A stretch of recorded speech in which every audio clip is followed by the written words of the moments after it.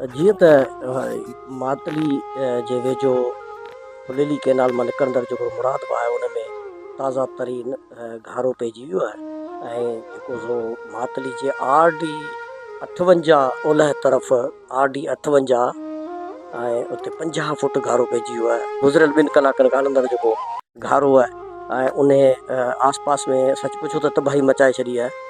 उन में सवे ॻोठ जेके आहिनि से मुतासिर थियण जो ख़दशो आहे। लेकिन हिन वक़्तु ताज़ा तरीन सूरत हाल इहा आहे, तव्हांखे ॿुधाईंदो त RD 58 खां 50 फुट जेको घारो मुरादबा खे पियल आहे। मुरादबा खे हींअर जेको तव्हां साम्हूं ॾिसी रहिया आहियो त मुरादबा जो हीउ घारो जेको हलंदड़ आहे ऐं हीउ ॾिसो त जेके मुतासिर आहिनि माण्हू इहे बि ॾाढा परेशान आहिनि। माण्हू पंहिंजे घरनि में घर ख़ाली करे चुका आहिनि ऐं हिननि जा सवे एकड़ ज़मीनूं तबाह थी वियूं आहिनि। हिन वक़्तु 3 ॻोठ जेके आहिनि बिल्कुलु ख़ाली थी चुका आहिनि, जंहिंमें अलाबख्श कोसो आहे, बिशाम कोसो आहे, लश्करी कोसो आहे। इन खां कोलियुनि जा केतिरा ई वीचारनि जा पाड़ा आहिनि, कोलियुनि जा ॻोठ आहिनि, मिसकिन माण्हुनि जा जेके घर आहिनि उहे बिल्कुलु मुतासिर थी चुका आहिनि। जॾहिं त सवे ॻोठनि ॾांहुं पाणी जेको सो इज़ाफ़ी हींअर वक़्तु में वधी रहियो आहे।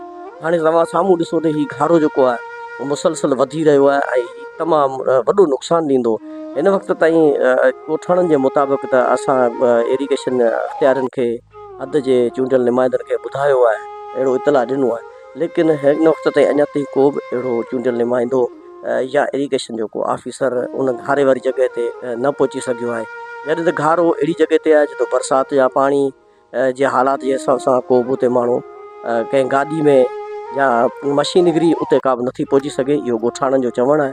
लेकिन हीउ तव्हां घारो ॾिसो पिया, हिन घारो जेको हीउ तबाही मचाईंदड़ घारो आहे। 50 फुट जेको स्टार्टिंग में घारो पियो आहे ऐं ॻोठाणनि मुताबिक़ त इहो घारो बिल्कुलु हर 5-4 मिंट खां पोइ पंहिंजा भेड़ किराईंदो वञे, वधंदो वञे। ॻोठाणा उते जेके से मायूस आहिनि ऐं बेयारो मददगार वेठल आहिनि। सवे एकड़ सारियाल जो जेको फ़सुलु आहे उहो बिल्कुलु तव्हां साम्हूं ॾिसो ई सारियाल जो फ़सुलु आहे। इहो इन में माण्हू अंदरि बीठा आहिनि ऐं हीउ फ़सुलु ॿुॾी वियो आहे ऐं जेको अञा हज़ारे एकड़ फ़सुलु ॿुॾण जो ख़दशो आहे, सवे ॻोठ ॿुॾण जो ख़दशो आहे।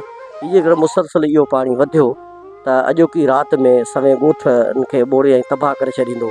हितां जे ॻोठाणनि मुतालबो कयो आहे ऐं फौरी तौरु कोटड़ी बैराज मां निकिरंदड़ जेको मुरादबा आहे उन में जेको RD 58 खां घारो पियो आहे, उन्हनि जे हिते जे इलाइक़े जे वासियुनि मायूस थी मजबूरनि थी इहो मुतालबो कयो आहे त ख़ुदा इहो फौरी तौरु घारो बंदि कयो वञे, जीअं अॻिते हली वधी नुक़सान खां हिते जा इंसान बची सघनि ऐं हिते जी ज़राइत बची सघे।